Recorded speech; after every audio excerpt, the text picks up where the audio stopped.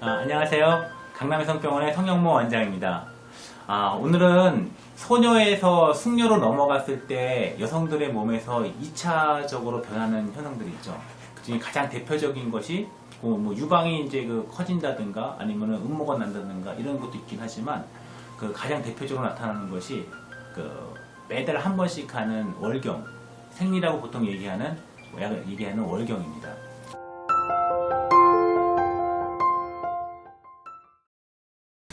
우리가 이제 생리혈이라고 얘기하면은 보통의 어떻게 알고 있냐면은 생리는 그냥 매달 한 번씩 하는 거 이렇게 알고는 있지만 실제로 이 정상적인 생리 패턴을 규정하고 알아두고 정의하고 내가 정상적인 생리를 하고 있는지 안 하고 있는지를 알아보는 것도 상당히 중요합니다. 보통에 우리가 정상적인 생리라 하면은 28일 주기로 해서 28일마다 한 번씩 하는 거를 정상적인 생리라 보고 있지만 실제로 정상적인 생리라는 25일부터 34일까지를 정상적인 생리 기간으로 보고 있어요. 그러니까 어떤 환자들 같은 경우에는 한 3일이나 한 4일 정도만 뒤로 미뤄졌다 해서 불안해갖고 막 찾아오는 분들이 있는데 그건 절대 아니고요. 25일부터 34일 안에만 생리 갖다가 규칙으로 한다 그러면 정상으로 보시면 됩니다. 그리고 우리가 생리 기간은 보통 한 5일 정도를 중심으로 해서요. 3일에서 한 일주일 정도 사이를 갖다가 생리 기간으로 보시면 되고, 일주일이 넘어가는 거나 아니면 3일 이내에 양이 되게 적다 이렇게 하는 거는 정상적인 생리로 보기 힘듭니다. 보통에 일주일 넘어가는 경우는 자궁 속에 어떤 병변이 있을 수가 있고요. 또 3일 안 되게끔 생리하는 거는 희소월경이라고 얘기를 해서 이거는 분명히 이 호르몬 쪽에 어떤 문제가 있는 그런 상황입니다. 그래서 그런 경우에는 반드시 병원을 찾아야 되고, 또 보통 우리가 생리를 한번 했을 때 나오는 양은 바카스병 한 통이 나온다고 보통 얘기를 하는데 이것이 이제 나눠져서 나오는 거죠. 3일이면 3일, 5일이면 5일 동안에.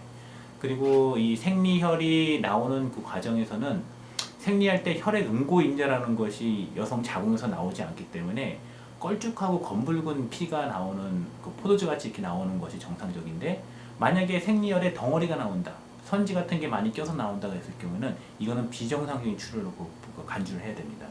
왜냐하면은 생리 패턴이나 기간이나 이게 다 맞는다 하더라도 덩어리가 나왔다고 하는 것은 자궁 속에 근종이나 용종 혹은 자궁 내막 증식증이나 아니면 암세포에서 피가 나올 수가 있기 때문에 아까 제가 말씀드렸다시피 생리혈에는 혈액 응고인자가 없다는 가정하에서 드리는 말씀입니다. 그래서 이제 가정하에서 생리는 이제 걸쭉하고 검붉게 나와야 되는데 이렇게 덩어리가 나온다면 분명히 이상이 있는 거니까 이런 경우는 산부인과 가서 진찰을 받아봐야 합니다.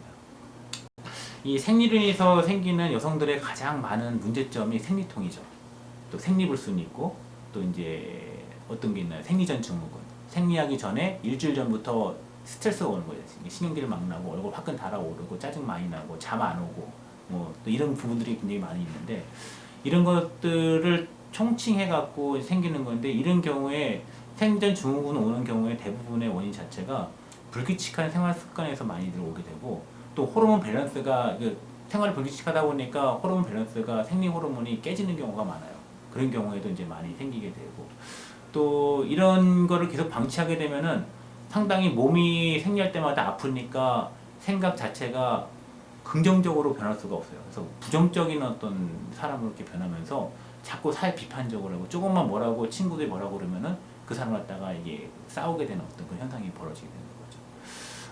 그래서 그런 게 생리전 증후군이고, 또 생리통 같은 경우에는 원발성과 처음부터 생리할 때부터 나오는 원발성 생리통과 두 번째 2차적으로 나오는 생리통으로 나눌 수 있는데, 생리통이 평소에 없다가 갑자기 생리통이 생겼다, 이거는 분명히 자궁 속에 문제가 있는 거니까 이거는 반드시 병원 가셔야 되는 거고요.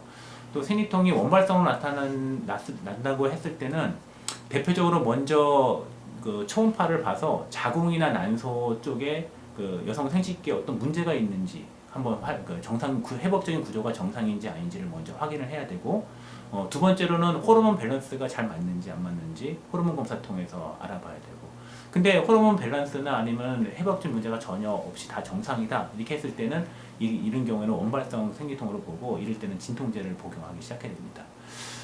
보통 이제 진통제를 먹는 방법이 어떤 엄마들은 내성을 키운다고 해서 진통제를 자꾸 먹으면은 이게 또 중독이 될까봐 막 걱정을 많이 하고 그러시는데, 실제로 생리통을 치료하는 원리는, 치료 기법은 처음에 약한 진통제를 줬다가 그 컨트롤이 되면 계속 그걸로 가다가, 또 증상이 더 심해지면 더 강한 진통제, 더 강한 진통제 가다가, 강한 진통제를 아무리 먹고 마약성인수까지 먹었는데도 불구하고 생리통이 없어지지 않는 경우에는, 그런 경우에는 또 피임약이라고 하는 부분이 있어요. 피임약을 갖다가 먹게 되면은 생리 밸런스, 호르몬을 갖다 조절하면서 생리통을 갖다가 많이 완화시킬 수 있는 그런 방법들이 있기 때문에, 그 생리전 증후군이 왔거나 생리통이 너무 심한 경우에는 반드시 이게 그 어떤 그 피임약도 하나의 치료약이 될 수 있다, 이렇게 알고 계시면 됩니다.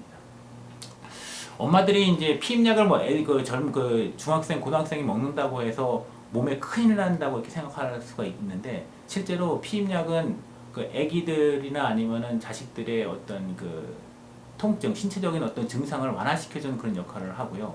이제 만약에 이제 이런 그 자녀분들이 이렇게 생리통이 심해서 피임약을 먹다가 만약에 결혼을 해서 임신을 하게 되는 경우가 된다면은, 그 피임약을 바로 중단해 버리면 바로 또 임신을 할 수가 있어요. 그러니까 전혀 문제가 안 되고, 그 몸이 안 아픈 게 우선이니까 안 아픈 쪽으로 다 치료를 하는 게 옳은 치료 방법입니다. 또 하나가 있는 게 뭐냐면은, 그 우리가 생리할 때 덩어리가 많이 나온다고 아까 얘기했잖아요. 그런 경우에는 우리 몸에서 쉽게 초음파로 만약에 자궁 속에 어떤 혹이 있거나 근종이나 용종 같은 게 발견됐을 경우에는, 우리가 위내시경 하듯이 자궁에도 얇은 관을 넣어서 내시경하는 경우가 있어요.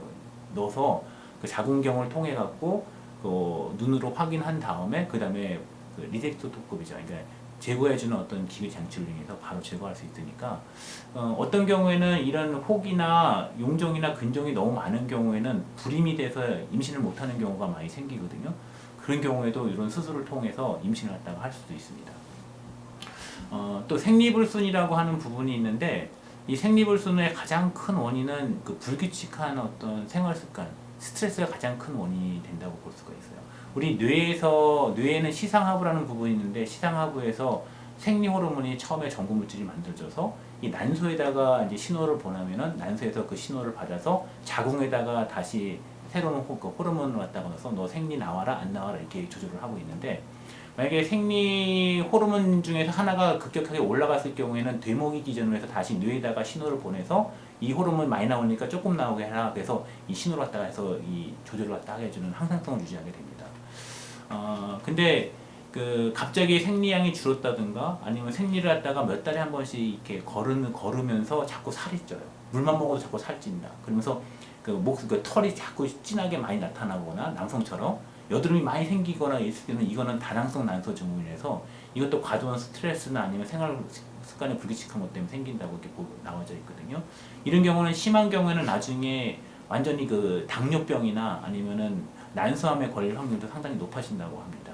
그래서 이제 젊은 나이에 한 10대 후반이나 20대 초반에 이렇게 생리불순이 있으면서 다낭성 난소 증후군이 있는 경우에는 꼭 산부인과 가서 그 원인을 알아서 치료를 해야지만은 나중에 성인병에 안 걸릴 수 있는 그런 기회가 되는 거죠. 우리가 흔히 아이돌 그룹 보면은 그 쭉쭉빵빵이라고 얘기하죠. 몸에 아주 S라인에다가 다리 길고 그 키는 한 70 정도 되는데 몸무게가 한 40kg대 유지되는 그런 경우. 그렇게 그런 분들이 만약에 이 우리 몸의 그 BMI 지수, 그 체질, 그 지방 지수 자체가 정상 범위 안에 있지 못하고 너무 말랐다 익힌 경우에도, 너무 몸이 마른 경우에도 이런 다낭성 난소가 생길 수가 있고, 실제로 아이돌 그룹 중에 한 70에서 80% 정도 되는 그 가수들이 대부분 이 다낭성 난소를 갖다가 앓고 있어요. 그래서 이 다낭성 난소는 생리불순의 가장 큰 원인이 되고, 또 이것이 나중에 큰 성인병을 이어질 수 있기 때문에, 만약에 자녀분들이나 아니면 본인 자신이 이렇게 생리불순이 많이 심해지고 자꾸 살찌면서 물만 먹어도 자꾸 살찐다 그랬을 때는, 또 털이 굵어지고 목소리도 남자처럼 변한다 이렇게 됐을 때는 바로 진찰을 받아보셔야 합니다.